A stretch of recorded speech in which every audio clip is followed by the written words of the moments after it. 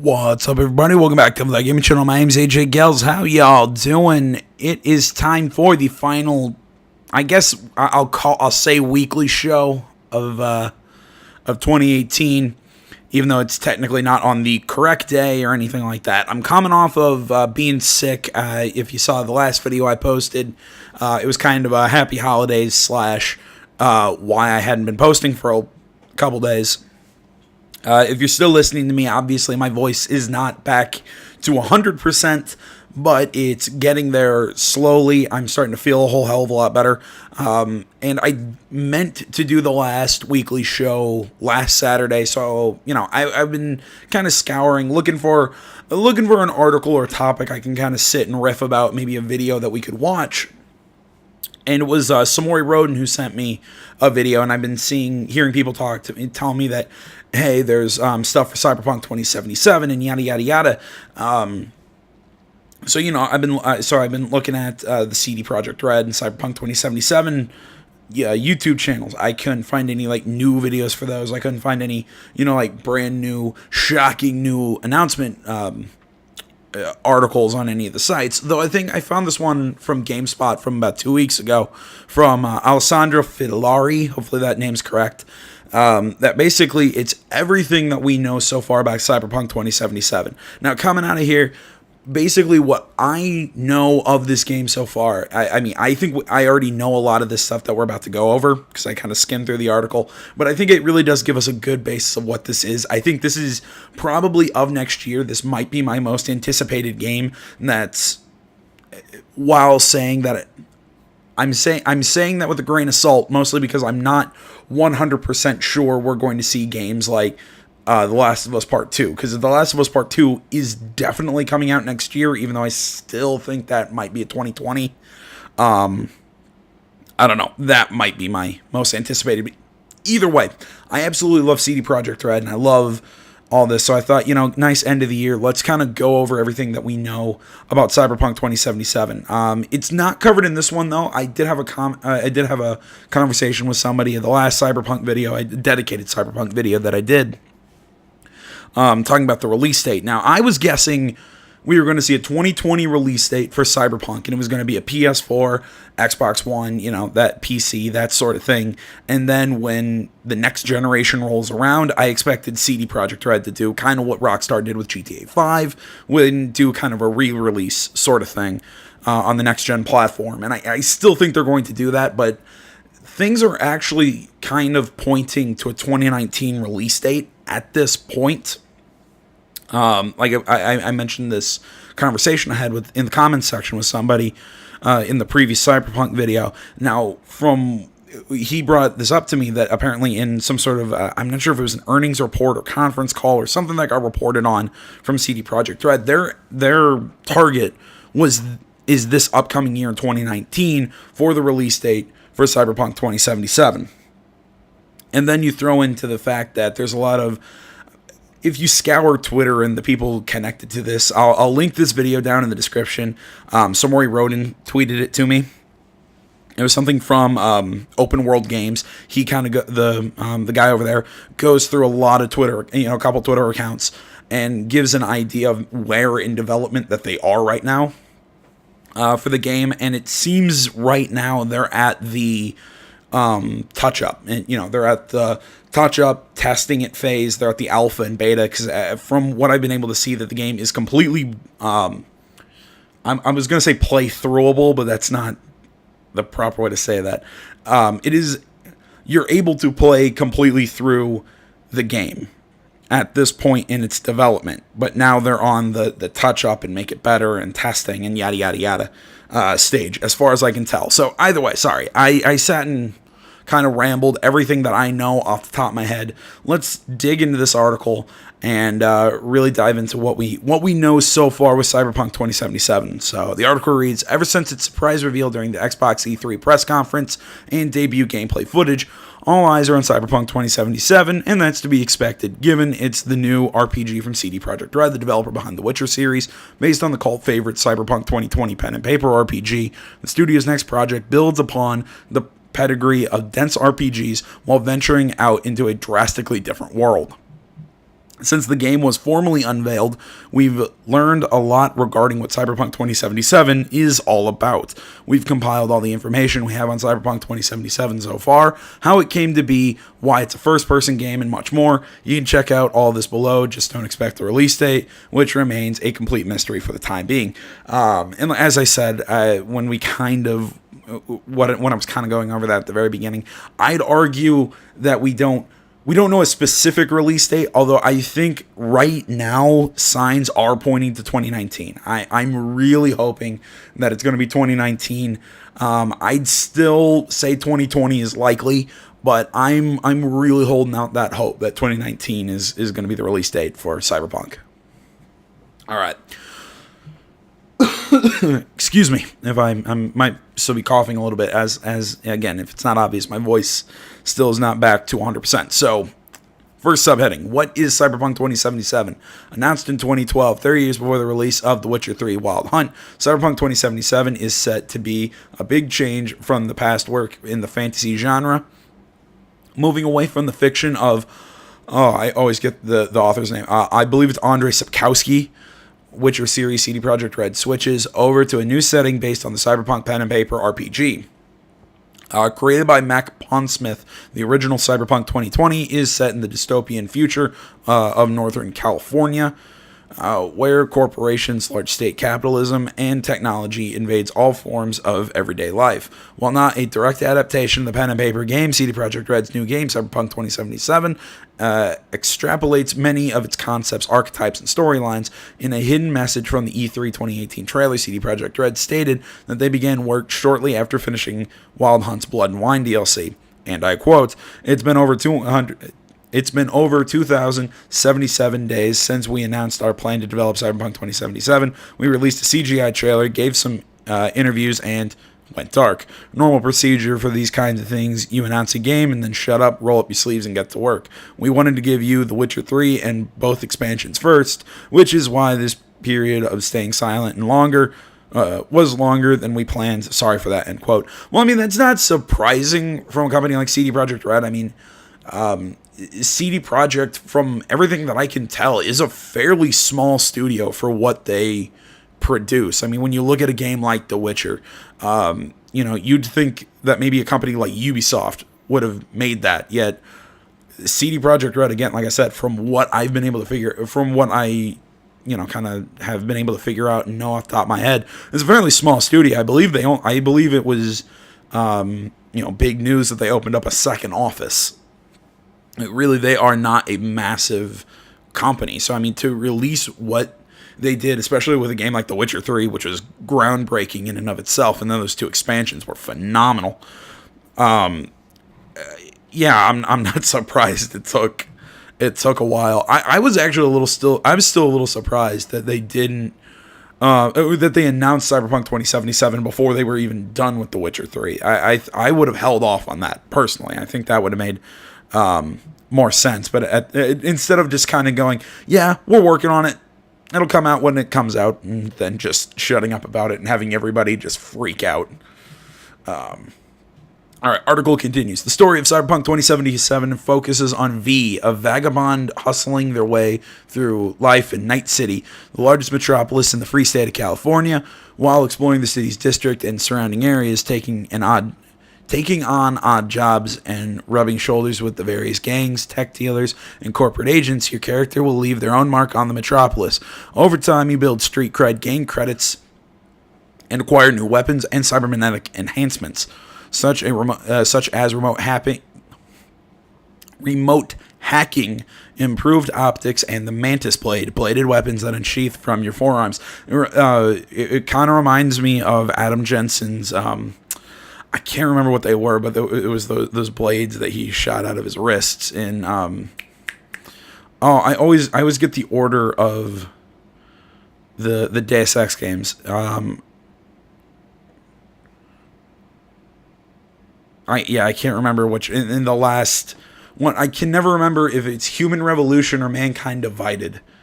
Both of those sound like, I don't know. Like, usually by the subtitle, you can kind of put which one was the first one. I can never remember which one was first and which one was second. I knew which one I liked more than the other, but that's a totally. Sorry, I'm getting distracted. But as you make your presence known, you'll catch the attention of other characters looking to use you for their own ends. All right. So as I mentioned, V is the main character. I'll go into more of that. Let's hop into who V is. So while the Witcher series focuses on the exploits of Geralt of Rivia and the Northern Kingdoms, Cyberpunk 2077 story centers around a character that the player creates. The main protagonist is whoever you want them to be, and your choices will decide their place and standing in Night City. Along with gender options, ethnic background, and personal style, you can also choose their backstory, including what brought them to the city, or if they're a local. Playing as V, you'll be able to make decisions, take out important characters, which will alter or end specific quest lines, and upgrade and enhance yourself however you see fit. Much like traditional role-playing games, a character's background and interests play a key role in their growth and base stats. See, I like that idea of, because I've seen, God, it was in that like 45 minutes of gameplay that we saw. I think that was back in November. No, that wasn't back in November. It was August? I can't remember what month it was. It was a couple months ago, back when we got that first little look at Cyberpunk gameplay. It was around E3. I know that. Either way, sorry. But we saw the character creation process and how the setting up your backstory works, and it's the because we pick our childhood hero, and it helps us. And again, it messes with the stats and everything. It's an interesting system. I've not really seen... I've seen similar things before, kind of like making you do like a personality test. If anybody remembers from the first Knights of the Old Republic game, where when you're meeting with the Jedi Council and they're asking you questions to decide what kind of Jedi you'd most likely fit based on your personality and the way you like to play. It kind of gave me that sort of vibe. I've said this before. I'm not a massive fan that this game doesn't have you pick like an archetypal kind of role. It's not going to have you pick like a solo or play these are character classes from the Cyberpunk tabletop. You're playing as a solo or a net runner or a rocker boy, or those are the three that I really know. There's also like Fixer. Some sort of like back alley doctor, like Ripper Doc, I think that's what they're called. I would have liked you to kind of pick one of those sort of the sort of archetypal positions, and then kind of have your base set decided by that, your base stats decided by that. And then maybe be able to enhance them by a point or two here or there. Again, similar to character creation in a tabletop RPG. But again, I get it. This is a video game. We're seeing more and more of a push towards this sort of free-form character design. I have hope that they're going to do that. It's still going to be good. It's still going to work. Obviously, I can still set my character up to be a net runner, even without, selecting a simple button that says net runner. I can boost intelligence and hacking skills and stuff like that. But I'm always afraid we're going to see something like what Mass Effect Andromeda did. Because I thought that one where it's, you can basically take your skill... It never locked you into a decision that when you were building your character, nothing ever felt important. It was almost like, you can... You can be a tech character now, but you can remove all those points and put them into biotics, and you do all this weird hybrid characters. I'm like, it's just a thing with me in RPGs. I like that pick your character role, and it helps me role play that character. Is always something that it's been a weird thing with me, and I'm rambling now, and I'm gonna hop out of that. I'm sorry about that. Other than that, I like the personal style. Your background and everything, that's cool. The character creator, from what we've seen, does look good. It's very slick. Just a normal character creator, all in all. There was one other thing I wanted to say. The taking out important characters, which alter or end specific quest lines. I'm really curious to see how CD Projekt Red's going to do that. I have extreme faith in them after The Witcher 3, where I think they could have done more with it. where Geralt's decisions could have ended certain quest lines but opened up other quest lines and stuff like that. I still feel like even in when you kind of branched off and did side quests in The Witcher 3, it was still pretty planned out. So I think with this game, they're having, especially with the fact that it's a character that has no surrounding lore connected to them. It's entirely a player created character, similar to like a pen and paper RPG. It kind of allows them to go nuts with stuff like this, where they can have, where the player character could just decide to, you know what, I'm just going to kill this guy and completely shut off this quest line. But again, because they don't have that lore restriction that they might have had with Geralt, they can kind of go, well, okay, well, if you're going to go, just like complete evil, heartless bastard route, we're going to open up this new quest chain for you. I think it really is going to give them a lot more, be able to be a lot more fluid with the way that they create their side stories and everything. So here, during the character creation segment, the E3 demo, the developers took some time to go through some of the options you'll have for customizing V. Unlike in the pen and paper game, you'll be able to pick dedicated classes like, you aren't able to pick, there we go, classes like Techie, Fixer, Netrunners, Rocker Boys, Nomads. Cyberpunk 2077 has an organic and in-the-moment approach to classes. Your starting class evolves based on the choices you make and upgrades you acquire. While exploring the city and taking on missions, V will have their partner in crime, Jackie, an imposing but ever reliable muscle in tow who can become a valuable asset on some of the most intense jobs. See, I've talked to the people in the comments, and I'm not sure if it's always going to be Jackie, or if you're going to see other characters kind of back you up at certain times depending on the mission. But from what I've been able to glean, or what other people have told me from what they've seen, is that this isn't a party-based RPG. V is a lot of times going to be on their own, but there's going to be certain story moments where they're going to have a companion. Again, this has not been confirmed by anything I've seen from developers, but this is what I've gotten through conversation with others. So I'm just really curious to see what kind of character Jackie is. I mean, not just what kind of character, but can we mess with their loadouts? Can we mess with their skills? Like how much control over that companion are we going to get? Is kind of my question. What kind of RPG is Cyberpunk 2077? While still an action RPG, Cyberpunk 2077 focuses on making key decisions throughout many of the scripted and dynamic encounters in Night City. When compared to the Witcher series, particularly The Witcher 3, Cyberpunk 2077 is similar in the sense you have free reign to explore and interact with random characters and hopefully stumble into unexpected missions.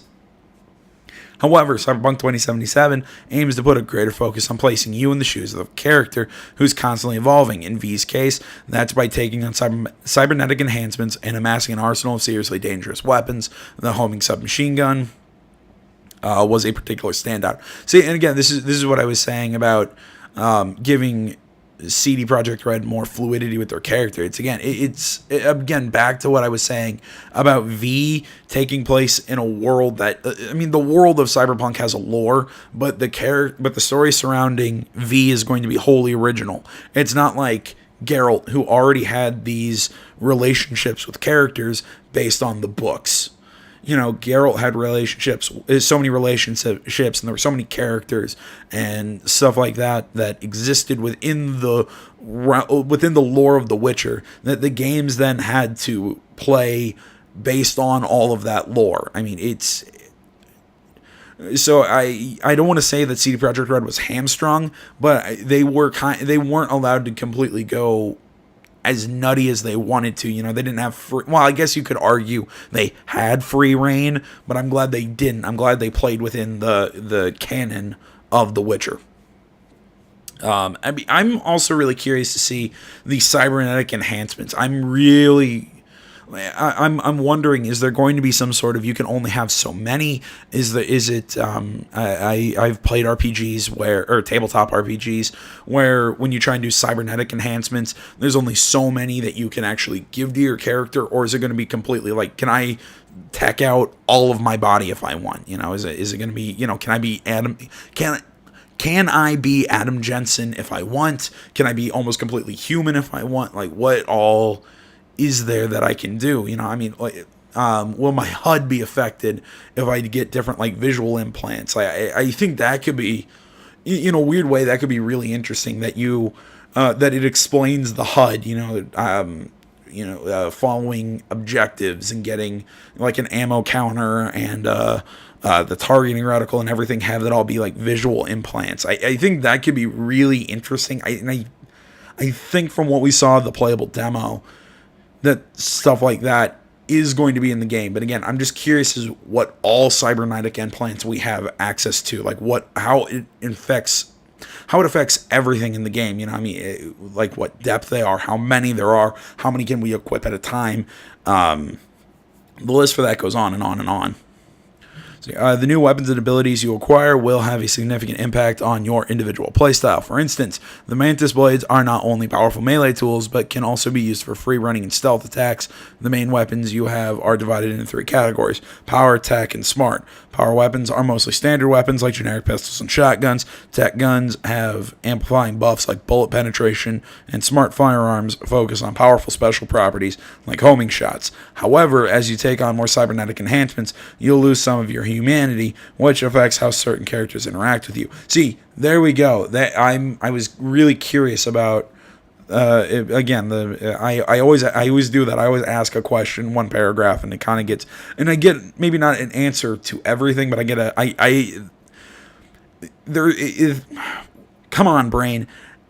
There is a downside to taking all these cybernetic implants. You know, like I said, if I want to, like, Adam Jensen myself, you know, if I want to make my V complete, like, more machine than man, some people will still treat me differently because they'll be afraid of me, maybe because I'm so, because I have all these implants, all these enhancements. It's I don't know. Again, it's an interesting feature. Despite the clear change from the Witcher series, the developers haven't forgotten their past work. During our talk with Associate Design Director Kyle Rowley on GameSpot's E3 2018 live show, he spoke about the design techniques they picked up from the Wild Hunt and how it ended up having an impact on Cyberpunk's combat mechanics. And I quote, "We learned quite a lot from combat in Witcher 3, and we're translating that to the lessons we learned in the gameplay about how to do melee and try to transfer that to Cyberpunk," Rowley said. "Obviously, it's very different in the fact that we're not doing it from a first-person perspective, that we're now doing it from a first-person perspective rather than from a third person, but the lessons that we learned in Witcher, we can definitely translate," end quote. I'm gonna grab a sip of my Gatorade. Throat's getting a little dry. There we go. That's good. Wonderful. All right, so what is Night City? This is the place that we'll be running around in the game. So Cyberpunk 2077 main setting is a bustling and always busy metropolis where tech has left irreparable impact on the lives of its citizens. From the beginning, you'll have much of Night City to explore, whether it's on foot, on the back of a motorcycle, in a car, or through the city's train system.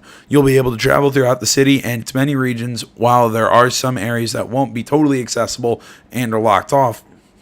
There are many locations that you're free to explore. Having said that, the different regions of the city are set within specific level caps, and there is no level scaling in the game whatsoever.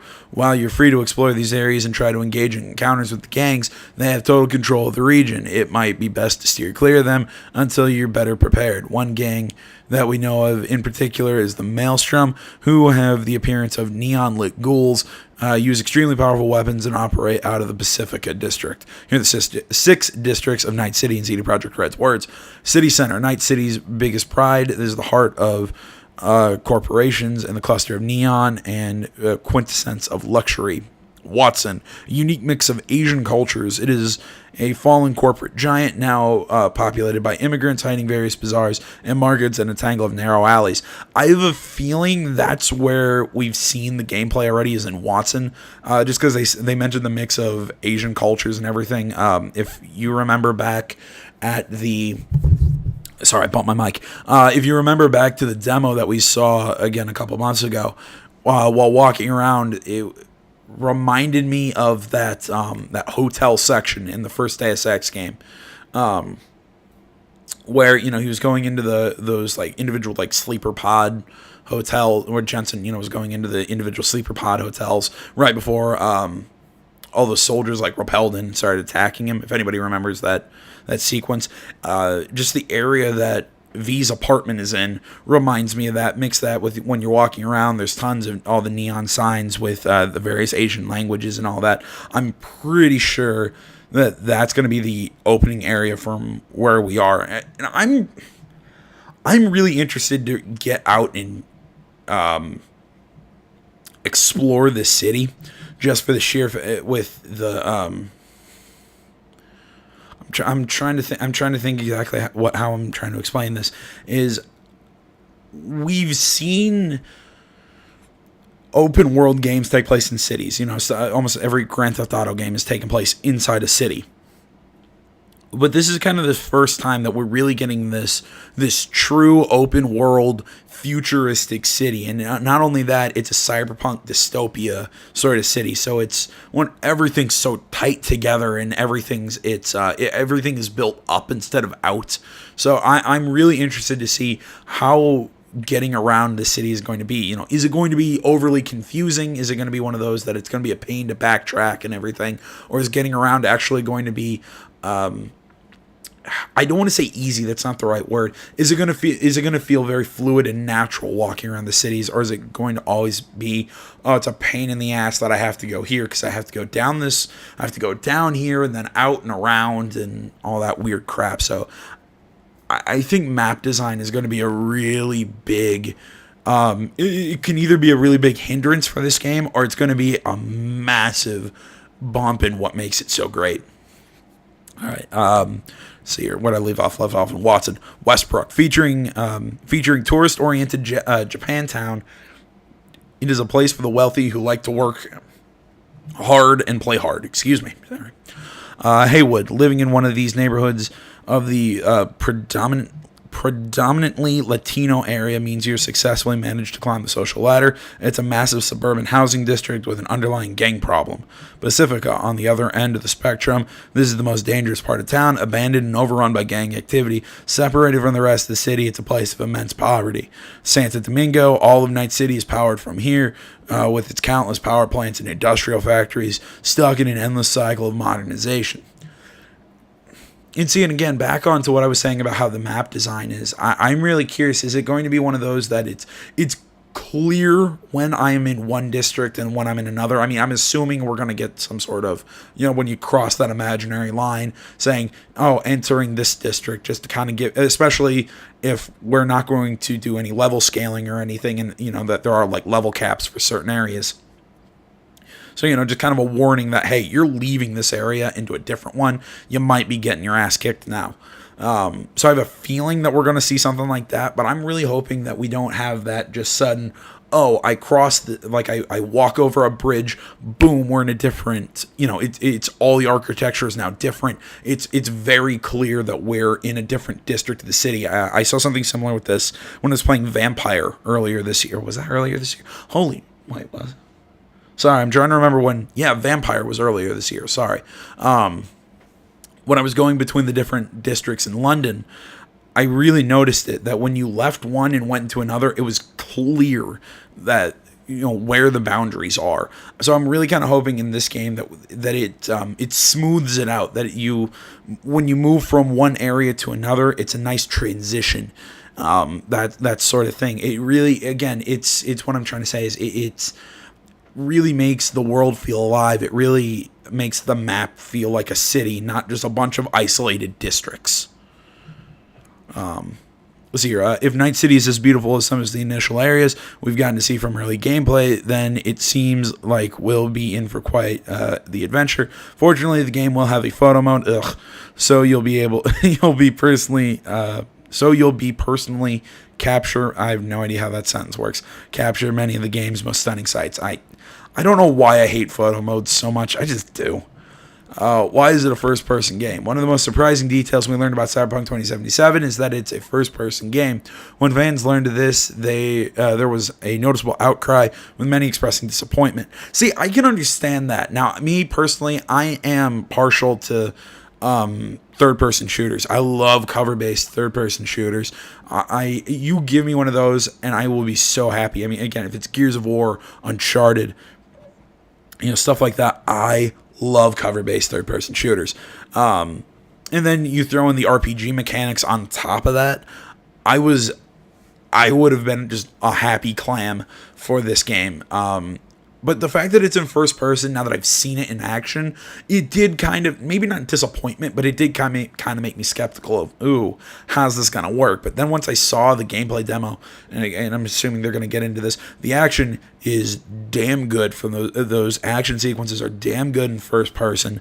Reminds me more, kind of like an RPG version of, sort of Borderlands-y is kind of what I'm getting at. It's very much a first-person shooter when it's supposed to be a first-person shooter, and I like that.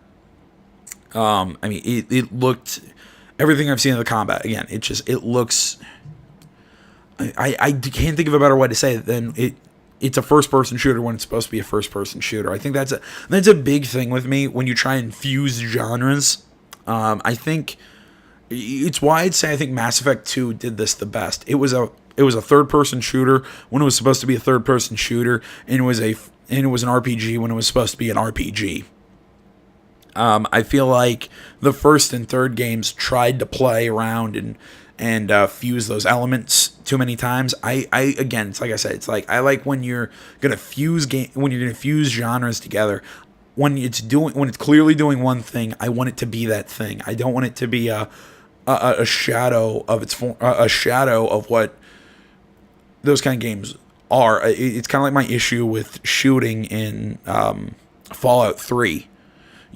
When I'm shooting in Fallout 3, I would always tell people, I don't like it. It doesn't feel like I'm playing a first-person shooter. And people would tell me, well, you're not. You're playing a third-person game. You're playing an RPG in first person with guns. And I'm sitting there going, yes, it's a first-person shooter when I'm trying to shoot. That's what I really liked about New Vegas. I thought it really fixed that. It fixed that problem, but still kept the good RPG elements. And then I think Fallout 4 was a better shooter, but didn't really have the great RPG elements. I'm sorry. I'm getting into the weeds here. I hope I made my point clear that I think that disappointment was kind of an initial off the cuff reaction that I think this game is I really do think that this game is going to really nail what it's going to try to do. From watching the gameplay demo, almost all of the actions stayed within the first-person view, including dialogue sequences, combat, and general exploration, only breaking away from the perspective during vehicle segments. We spoke with Cyberpunk RPG creator, Mike Pondsmith, during E3 about the decision to make it an FPS. Here's what he had to say, and I quote, "This is where I put my designer hat on, and I get to put on both my table and video game designer hat, both. This is why it's important. The one thing is the state of the character, the interfaces they use, the drugs they take, the way they deal with their implants. It's all very, very internal to the head of the character." See, that's actually something I've not thought of. Is another reasoning for that first person, that with all these implants and everything, your brain is kind of like a computer. That's interesting. I've not really thought of it that way. It's a very good point. And if you step out of that into a third-person view, it becomes a busy hub that you're tracking. On another technical level, the world is massively immersive, and if you're stepped back from that into a third-person avatar dummy, you are not really a part of it. End quote. See, I'd argue with that comment. I mean, I've played third-person RPGs, and I felt just as much of a world as when I play first-person. I mean, I believe we do get to see V in certain cutscenes in segments that we aren't making decisions, that we're watching events play out. We get to see our character, which I like that, because if we're going to be able to dress up our character and Design what a character looks like. I like the ability to see them in cutscenes. That was always my issue with like Skyrim and all the Elder Scrolls games. Is, oh great, I get to design what my character looks like, but I'm never gonna look at them. I really don't care too much if I'm never gonna look at them because I'm not a freak and play those games in third person. It's what I liked about Fallout 4 though, where, and again, I know now I'm talking about Bethesda games. I'm sorry, it all kind of touches together. It's what I liked about Fallout 4 games, about Fallout 4, where in dialogue you saw your character speak. You got to see what they looked like. Therefore, it made it worthwhile to actually spend time in the character creator. So I think they're going to give us the best of both worlds in this one with Cyberpunk. There we go. Told you it'd come back. It would kind of like all come together there. CD Projekt Red has stood by the decision to keep the perspective, citing it necessary for immersion and to keep the HUD uncluttered. It has also said it will work on solutions to help the small number of players who cannot play first person. VR has been brought into the discussion by fans, but the developer stated it has no plans to offer it. I really don't care. All right, before we hop into multiplayer and the last couple articles, I gotta take a quick break just for my voice. All right, let's keep going. I probably didn't even have to tell you guys I was going to take that break just because I made a quick cut. Oh, well. All right, next question. Will there be multiplayer? While Cyberpunk 2077 will be a primarily single-player game, it will have some sort of multiplayer support. Developer CD Projekt Red has hired Canadian studio Digital Scapes to work alongside the Polish developer on the much-anticipated role-playing game. For the uninitiated, Digital Scapes worked with another Polish studio, Techland, on Dying Lights, Be the Zombies PvP. I guess it would be ZVP. Bad jokes. But there's no word yet on how Digital Scapes is contributing to Cyberpunk 2077. Yeah, I mean, I don't, from everything we've heard about Cyberpunk, I don't think a PvP like Be the Zombie would work. I mean, maybe both V's would come into like a shared universe and be able to complete missions together. You can do leveling like that. But all in all, I'm not entirely sure how multiplayer will work in this. I mean, unless they're going to do something kind of like Red Dead Online or GTA Online, where it's, okay, we're going to have Night City, everybody's V running around and interacting with each other, and you can do stuff like that. I have no idea how the hell you're going to shoehorn multiplayer into this. All I can say is, I don't think it's necessary. But at the same time, for the most part, I don't think multiplayer is necessary in a majority of games. But that's just me. All right, what platforms will Cyberpunk 2077 be releasing on? At this time, Cyberpunk 2077 planned to release on PC, PS4, Xbox One. Private E3 demo ran on modern PC, and the developers have not said whether a next-gen version is planned. I have a very strong feeling that it is. Again, I know absolutely nothing about that, but that is me, I don't know, putting my fortune teller hat on, looking into my crystal ball. I have a very strong feeling, given when this game is going to release, that they're going to. I can't remember the commenter who I was talking to that put it this way, but I think they're going to double dip, and I think that's pretty strong. Or that's a pretty good guess, is that they're going to double dip on this and do once at the end of the generation and at the beginning of the next generation. They're going to re-release this game. I have a very strong feeling for that.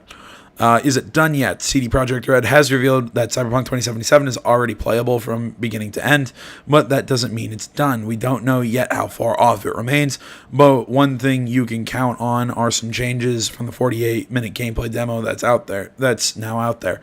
All right. If it is this year, I am guessing October 2019. I'm going to guess October. Because I have a feeling that the game is going to be done by the if they're as far along as I think they are, and from what people, from what some people are kind of reading the tea leaves with everything that's going on Twitter, if everything like that's right, so like I said, this is probably best case scenario, the game will probably be, if not done, pretty much mostly done by the summer. And then they're going to do the mass marketing campaign running all the way to October. They're going to show it at E3. or they're pretty much gonna blast out and really hit E3 hard next year and show off their game, and then drop then again, like, do IGN, do the GameSpot shows and all that stuff leading up into October when the game comes out. That's my feeling. Ooh, maybe. I'm trying to remember when The Witcher 3 came out. The Witcher 3 came out in May, didn't it? All those years ago. Maybe I'm over. I feel like May is too soon. I don't know. I feel like I feel like May is just, that's me sitting here. That's the me who just wants to play this game. But yeah, I'm gonna guess October of next year if it comes out next year. If not October, it's gonna be 2020. That's my opinion. And I quote: "What we're releasing today was recorded from a game deep in development." Game director Adam Badowski explained, since many of the assets and mechanics in the current version of Cyberpunk 2077 are most likely to be modified, we initially decided to show this gameplay only to media. Elements like gunplay, both in terms of visuals and how RPG stats influence it, net running, car physics, or the game's UI, everything's pretty much still in the playtest phase, and we felt uneasy about publicly committing to any particular design. Animation glitches, work in progress character facial expressions, early versions of locations, all this made us hesitant to release what you're about to see. However, we are also well aware that many of you want to see what the media saw, he continued. Although this is probably not the same game you'll see on your screen when we launch, we still decided to share this 48-minute video with you. This is Cyberpunk 2077. Looks today. Let us think. Okay, this is from what released earlier this year. That official 48-minute gameplay reveal. Gameplay and major takeaways. Speaking of the Cyberpunk 48-minute gameplay reveal, you can watch it in entirety above. After you've finished, you can check out the feature covering the biggest takeaways from the footage. That's a good feature. I would suggest reading it. I also watched it on the channel. Again, you can follow the link in the description, which will link you to this article, and then watch it there. You can go find the video that I did covering this 48 minutes of gameplay. There's tons of ways you can watch this. But yeah, I definitely suggest watching it. Okay, so final paragraph. Aside from the cryptic messages that CD Projekt Red left in their E3 2018 trailer, what makes jokes about the long the wait, okay, and like microtransactions in the single player focused games, the developers haven't confirmed an official release date for Cyberpunk 2077. The game was demoed in a pre-alpha state, which likely means there's still ways to go before for the release. Having said that, the game there's some strong speculation the game could make its way to a 2020 launch, which would tie it up nicely with the original Cyberpunk 2020 game. Regardless, the developers in the cryptic message stated the game will release when it's ready. We mean it, and there we go. That is all that. Now, I still, there's a part of me that's screaming 2019, no way, that 2020 is when it's going to be. But again, I've seen evidence to show that 2019 was their target for this game. From what we can tell, like I said, it's playable beginning to end. There are certain developers who are leaving the team and going back to other studios. Again, I will link that Open World Games video where he goes through some of those Twitter accounts, basically meaning that parts of the development is done. They're really entering what seems to be the the final play testing and the alphas and the betas stage and everything like that coming up. So I think 2019 is very likely for this game, and I'm extremely excited. So there we go. There's everything that we definitively know about Cyberpunk, some of my musings about it. I hope you guys dug it. Like I said, this will be the final weekly show for 2018. So there won't be one this upcoming Saturday, but there will be one the Saturday after that. I believe that is January 5th. So we will be back in the first week of January with more weekly shows. As far as streams are going, I will be back streaming tomorrow night, 6 to 8 Eastern, and I will be streaming Spider-Man Silver Lining. There we go. Kind of to make up for the the night that I got sick when I was supposed to stream that game. Well, we'll be streaming it tomorrow. Like I said, 6 p.m. to 8 Eastern. Over on Twitch. The link's down in the description. I'll post a link to that open world gaming video. I will also post in the description. Thanks for watching, guys. Thanks for hanging out in 2018. Thank you so much. Tons of other stuff going on the channel. Go check any of that out. And until then, all the social media, that is Facebook, Twitter, the website, minds.com. Links to all that stuff is down in the description below. Remember to like, comment if you're not already. Please subscribe to the channel. Stay tuned for more next time. But until then, my name's AJ Gels. This is Young Game Channel. I'm out.